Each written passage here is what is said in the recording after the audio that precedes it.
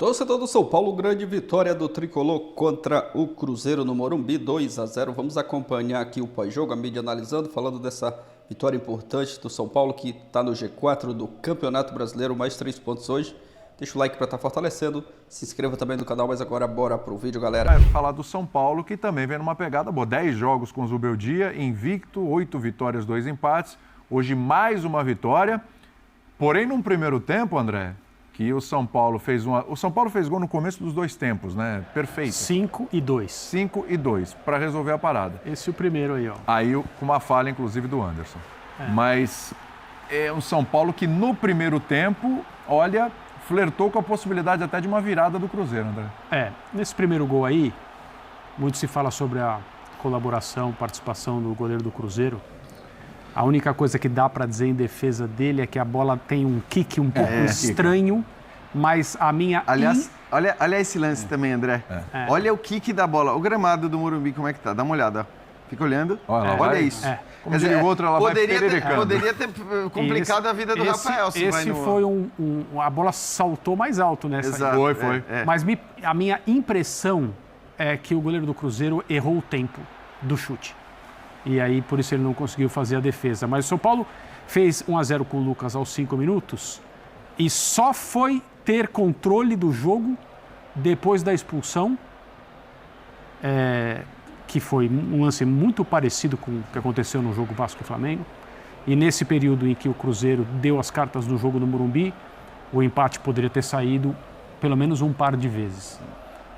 O jogo poderia ter tomado outro rumo? Poderia. A expulsão interferiu na dinâmica? Interferiu muito. O jogador do Cruzeiro foi bem expulso? Muito bem expulso. É um lance com o Caleri, com o pé alto, colocando em risco... Ainda bem que não aconteceu nada, né? A transmissão mostra o grito que o Caleri dá. O grito não, o choro. Ele fica Ele chora, você percebe... Até porque ele cai ao lado do microfone, Isso, né? Dá pra ouvir bem o choro. Muito próximo ali, e ele socando o chão, sentindo muita dor. E é o Caleri, né? Não é o Luciano, que valoriza mais as coisas. O Caleri não costuma... Foi muito preocupante o lance. Realmente foi muito preocupante. O Caleri continuou no jogo, fez o segundo gol aos 2 minutos do segundo tempo. Um gol que não é fácil de fazer, porque é um cabeceio. Aí a bola na trave do Juan. A bola na trave, enquanto o Caleri é jogado no chão dentro da área lá. E aí esse é o gol do Caleri, 2 minutos do segundo tempo. É um gol difícil, né? Porque ele tá bem antes do gol e tá passando a cabeçada muito forte. O goleiro não teve como defender, até tocou na bola, mas a bola entrou. E no segundo tempo, com 2-0 e um homem a mais, o São Paulo conseguiu controlar. E aí sim não sofreu. Mas o jogo poderia sim ter tomado outro caminho. O Seabra escolheu ter superioridade numérica no meio de campo e pareceu uma escolha muito inteligente da parte dele, mesmo levando um gol logo no início e se vendo numa posição difícil. A partir do momento que ele ficou com 10 jogadores, aí ele teve que recompor o lado, né? E o plano dele foi por água abaixo, não teve jeito. São Paulo conseguiu mais uma vitória com o Zubeldia, o time compete muito, é inteligente para jogar, sabe quais são os defeitos do adversário, isso claramente dá para perceber, e continua nessa boa sequência. Vai muito bem o São Paulo. Aliás, o São Paulo é o 4º colocado com 13 pontos, está a 1 ponto do líder. Como eu disse, lá em cima está tudo, né? Embolado. Tudo embolado. E até o 7º colocado está todo mundo com 7 jogos. Os jogos a menos não ajudam a entender a tabela aí. Aí você tem o Inter com 2 jogos a menos, que pode ir a 16, se vencer seria líder, enfim. Liderança até, o próprio Cruzeiro, ele pode chegar aos mesmos 13, ele tem um jogo a menos. Se ele vence hoje, poderia ficar até líder se ganha outro, enfim. Tem os jogos atrasados que já vão sendo pagos, inclusive, no decorrer dessa semana. Mas o São Paulo em 4º lugar com 13 pontos. Reflete o que é o São Paulo do momento hoje? É isso aí? Um time para estar ali em G4? Eu acho que assim, a gente olha 4º lugar, se você for olhar a distância de pontos do primeiro até o, sei lá, o 5º, 6º, a gente está falando de pouca coisa, né? Eu acho que é 1 ponto. 1 ponto, então. Essa época do campeonato é assim ainda. Eu acho que o importante é você se manter ali, no caso do São Paulo, porque você está falando de um time que está começando um trabalho com o Zubeldia. Eu, de fato, não acho que os jogos estejam sendo espetaculares, que as vitórias são tranquilas e tal, mas é um time eficiente. Mas é nem normal que fosse assim, né? Porque é muito início de trabalho. Eu acho que mesmo nos jogos em que os resultados poderiam ser piores, eles não vêm sendo. Eu acho que o jogo de hoje mostra um pouco isso, assim. O São Paulo, de fato, era um jogo muito parelho ali, não estava melhor, mas nem o Cruzeiro estava melhor na hora que o Lucas faz o gol. E isso eu tenho ressaltado. O Lucas tem potencial para ser o melhor jogador do Campeonato Brasileiro. Se ele conseguir jogar na sequência, se ele não tiver problema físico e tal. Tecnicamente, esse cara não se discute, né? Joga aberto. Hoje jogou mais centralizado, que eu acho melhor, inclusive, para ele. Mas, assim, é um cara com um potencial absurdo. Aquele cara que muda jogo e tudo mais. Eu não acho que o São Paulo esteja fazendo grandes atuações, mas acho que a sequência fala por si. Não dá para exigir do São Paulo grandes atuações de um técnico que está há 10 jogos, mais ou menos, no comando da equipe. Então, acho que é muito importante começar da maneira que o São Paulo começa. É muito importante, para mim, pelo menos, sempre perceber que o Zubeldia sabe o que está fazendo, e não só nas escolhas que ele faz dentro de campo, mas quando ele fala do jogo depois, quando ele explica as opções que ele faz, as trocas que ele fez, como ele acha que um jogador ou outro pode atuar, você fala, cara, tem um caminho muito bom pela frente o São Paulo. Então, ainda que as partidas não sejam exuberantes, e não acho que são, acho que, inclusive, hoje a gente tem que ressaltar o Cruzeiro pela sua organização. Porque mesmo, o André até falou, né? Depois do... Mas eu acho que ainda no primeiro tempo, mesmo com um a menos, o Cruzeiro criou as suas chances, o Cruzeiro foi perigoso, o Cruzeiro poderia... O segundo tempo é que muda mais. Conseguiu E o segundo tempo, que aí acho que também fala do Zubeldia, né? Porque o São Paulo volta para matar o jogo, mata com 3 minutos da segunda etapa, ainda continua um pouco ali botando a pressão. E depois cozinha. E depois cozinha, porque acho que é até normal, por todo o contexto que a gente está falando. Então, eu acho que o futuro do São Paulo...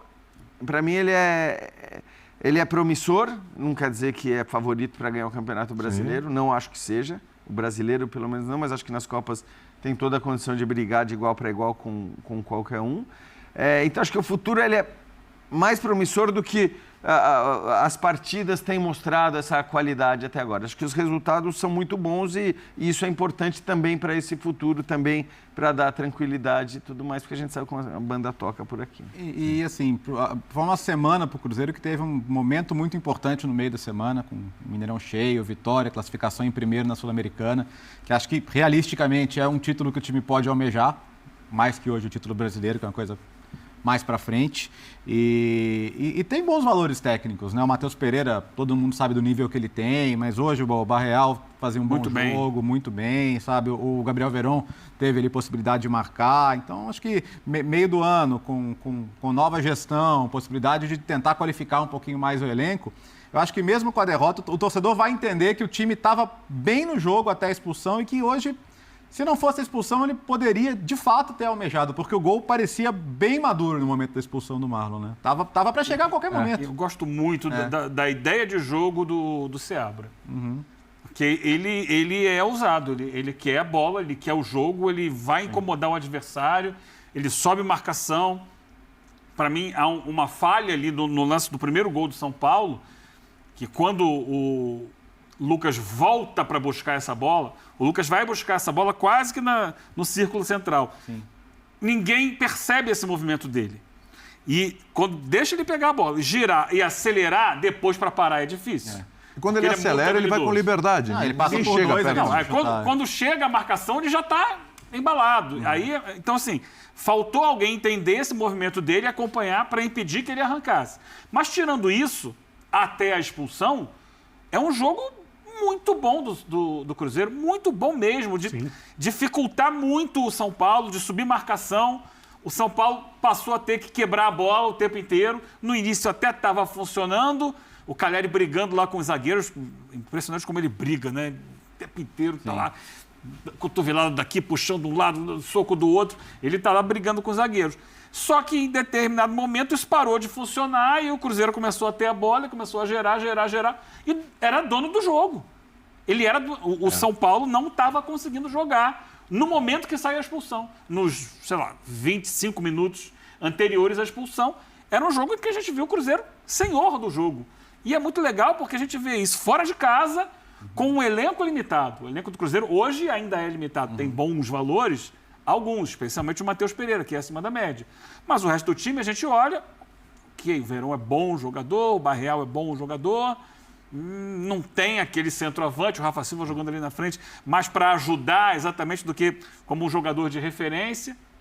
Então, Acho que a ideia é muito boa e o Seabra está conseguindo fazer esse time executar. Agora, vai passar por momentos como esse. O Marlon é bom lateral, foi bem ano passado no campeonato. O William, do outro lado, é bom lateral também.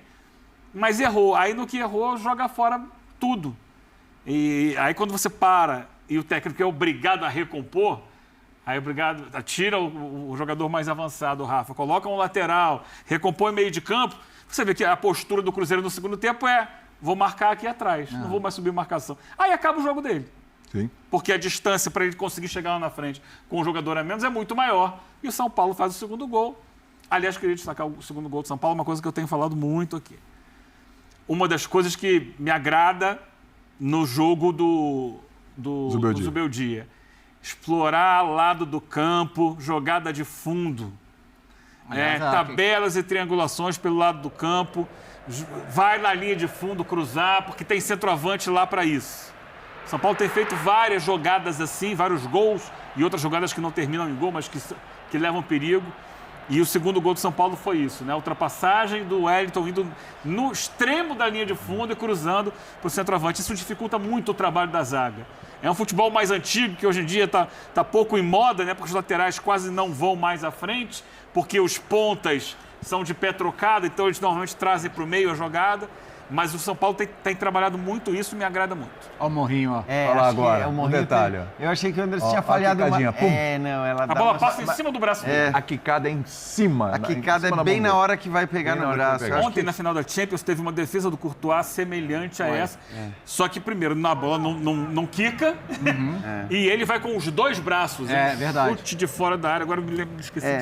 Do Sabitzer. Do Sabitzer, Olha o gol que você falou. Mas assim, eu acho que no fim das contas, o Anderson está levando muita responsabilidade para o que foi... Olhando agora, na hora eu não percebi que tinha sido tanto, mas me parece que realmente o Morrinho foi determinante ali para que ele acabasse tomando o gol, porque, como disse o William, ela sobe bem na hora que está chegando no braço dele, não é nem que sobe um pouquinho antes, para ele ainda ter o tempo de reagir à mudança de direção, né? É que o Anderson já é um goleiro que não é aquele goleiro super confiável, já tem aquela coisa com a torcida, né? E o Cássio vai chegou, chegar o Cássio. exatamente. Mas ele estava já há algum tempo sem levar gol. Sim, e ele foi bem no meio de semana pela Sul-Americana, foi bem no confronto também. Mas é aquele goleiro que aí, pronto, já mais uma falha, né? E tudo. Não, acho que aí não tem nem o que discutir. Claro, acabou. O vai jogar, mas ele precisa ser inscrito primeiro. Mas vai ser o titular nesse time do Cruzeiro. Ô André, tô pensando aqui, a gente está falando de parada para a Copa América e os times vão perder alguns jogadores e tal, como a gente estava conversando. O São Paulo, ele vai perder o Ferrarese, que não é titular. Ele vai perder o Bobadilha, que está se tornando titular aí com o Zubeldia. Esse é. E o Rafael, por causa da lesão. Exatamente. E que é um goleiro importante, se firmou como um goleiro importante do São Paulo. O Ederson, né? O problema no rosto. Exatamente. Mesmo assim, não te parece que o São Paulo fica ainda assim com um elenco forte? Acho que a principal peça que está saindo é o goleiro. Né? Sem dúvida. Fica com um elenco forte e que pode, de alguma forma, se aproveitar dessa Copa América para... Olhando os outros aí que vão perder jogadores mais importantes. Não perdeu o Arboleda, que poderia ter perdido. Exatamente. Pode. A indisciplina do Arboleda Ajudou. Foi maravilhosa para o São Paulo. Pela primeira vez que ajudou o São Paulo. Eu acho que pode sim, e é natural que seja assim, né? Quando existe essa interferência no campeonato, isso é permitido pela organizadora, existem aqueles que se dão bem e podem aproveitar, e os que se dão mal e ficam, né, meio de mãos atadas em relação ao que se pode fazer. A gente falou durante a semana aqui no Linha mesmo, essa sequência com o Zubeldia e o tipo de atuação que o São Paulo tem feito, mas assim, mais regularmente, ganhando jogos, lutando, competindo, passam a impressão que o elenco, e talvez seja até uma impressão correta, muito provavelmente que o elenco é melhor do que era antes da chegada dele. Assim, ainda mais, e o que reforça críticas à comissão técnica anterior, que não soube trabalhar com esse mesmo elenco, nada mudou. A transformação no padrão de jogo e no desempenho foi automática. Saiu um, chegou outro, as coisas começaram a melhorar. Então, o goleiro é uma pena o São Paulo perder, porque esse é o goleiro que acabou com a discussão a respeito da camisa, do gol, da sombra, de quem era e tal, né? Com esse jogador não se fala mais nisso. E ele também não se importa com isso. É interessante também olhar por esse lado. E é um jogador que se firmou e que joga com muita confiança, qualidade técnica, merecedora de ser convocado, de ser uma das opções, de ir para a seleção, no caso da lesão de um dos goleiros que foram chamados. Mas não é, assim, algo que o São Paulo não pode lidar com, ou vai ser um drama, não acho. Jandrei o substituto. Não acho que será um drama e sim, o São Paulo pode se aproveitar. É que assim, a perda para o São Paulo é tão mais significativa do que o acréscimo para a seleção, que é praticamente nulo. Exatamente. Eu acho que você pode até discutir se o Rafael é goleiro para a seleção brasileira. Sim. Mas independentemente dessa discussão, assim, você está falando de um goleiro que vai para ser terceiro goleiro da seleção e de um cara que é essencial para o São Paulo hoje. Então, a lesão do Ederson realmente, né, para o torcedor do São Paulo foi terrível. Mas eu estou de acordo com você. Se você comparar com aqueles times que são apresentados, os principais candidatos ao título desde o começo do campeonato, não dá para comparar. A perda do São Paulo é bem menos significativa.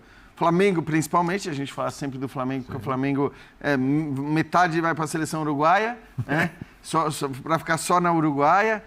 O Palmeiras perde Gustavo Gomes e Piquerez, que são caras grandes, né? O Endrick não conta muito. Mas se tivesse o Endrick, ele jogava mais um Ele jogaria, é verdade, é verdade. Verdade. O Endrick também, você tem razão, você tem razão. O próprio Atlético, o Arana especificamente é um cara que faz uma falta enorme. Então, eu acho que Não assim, tem o Rubens, né? Alan Franco, Vargas. Num primeiro momento era Endrick, mas o Endrick já saindo. Ele jogaria mais algumas datas. mas jogaria até o fim da Copa América, no fim, Era né? Endrick, Arana e Bento. Aí você olha um de cada aí, esses vão sofrer. Mas o Endrick também já, né, o Palmeiras vai ter que viver sem ele. Sim. Ele jogaria, não se discute, mas... Né. Aí você fala, não, até que não foi um estrago tão grande assim. Nenhum jogador do Flamengo chamado para a seleção brasileira.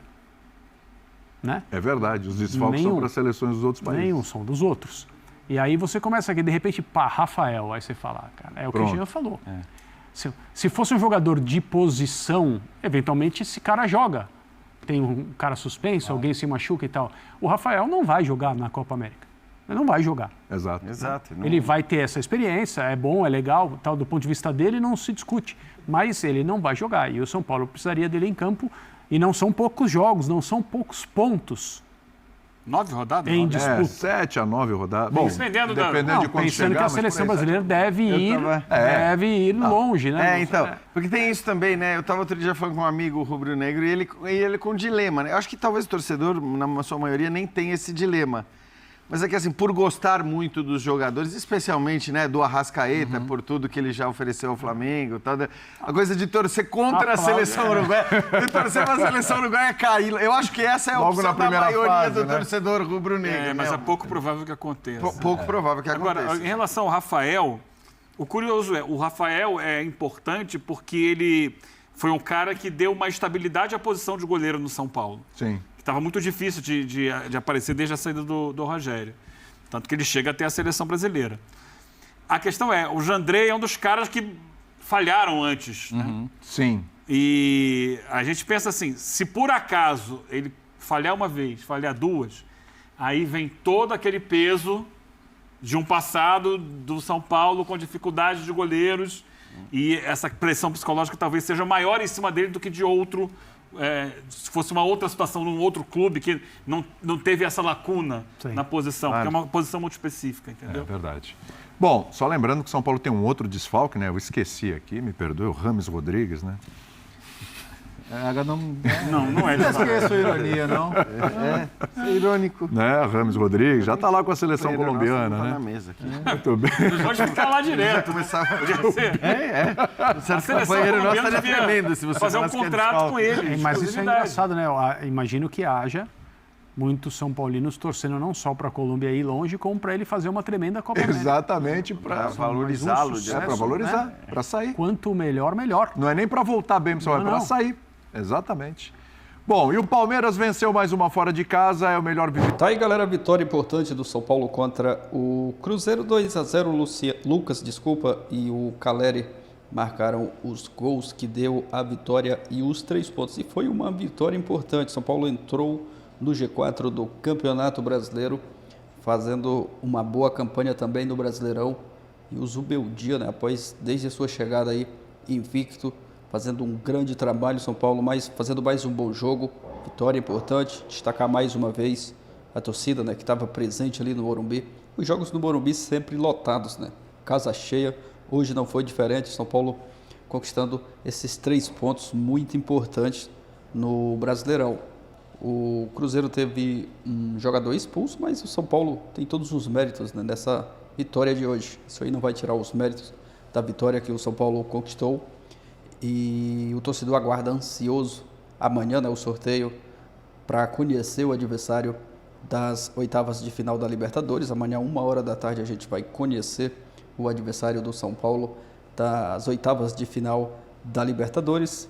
E o torcedor, é claro, né, tá feliz, está contente com o futebol que o time vem apresentando nesses últimos jogos aí, principalmente após a chegada do Zubeldia.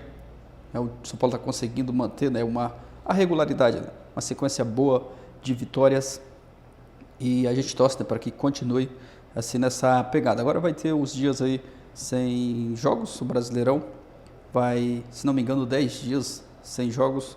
Vamos conferir aqui o adversário do São Paulo no Brasileirão, é o Internacional no dia 13, então aí mais ou menos 10 dias, né, sem jogos, e o São Paulo volta a campo pelo Brasileiro no dia 13 contra o Internacional, jogo fora de casa. Mas foi uma boa vitória hoje, mais 3 pontos no Brasileirão, e o Zubeldia segue invicto no comando do São Paulo. Deixa sua opinião aqui abaixo. Valeu, galera, e até a próxima.